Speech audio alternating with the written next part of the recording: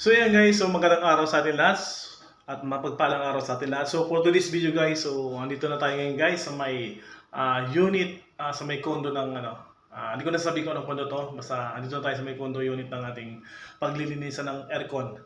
Alright, so hindi lang aircon lilinisan natin guys, lahat ng mga kalat dito lilinisan natin guys. Kumbaga overall, kailangan general cleaning. Ayan, so pinagkatiwalaan tayo na guys ng kliyente natin. So thankful. Ayan, so kailangan natin gawin yung best natin para maging success.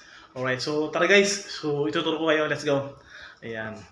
Ito yung CR. So talagang marami talaga. Ayan. Ayan, marami. So general cleaning natin guys mamaya. Ayan, ito yung lababo niya. Ayan, so lilinisan natin guys mamaya. Ayan. At siyempre ito na yung pinalaundry natin. So mga cover ng sopa, bedsheet, kortina. Yan. So after makilinin natin yan, so saka natin to ibabalik naman sa pinagkunan natin. Ayan. So marami talaga yun guys. Grabe yung dumi. Ayan. Yan. So ito yung kwarto niya. Ayan. Ayan guys. So marami. Sa ilalim marami yan. So lilinisan natin guys. So yun. At siyempre itong maya, uunahin natin guys yung aircon linisan. Ayan, bago ang lahat, aircon muna, linisan natin. At siyempre, paandarin muna natin para all goods. Okay.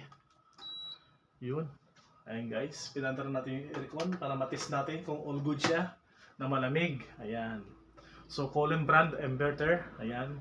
So, ano to? 1 horsepower. 115. Ayan. Alright.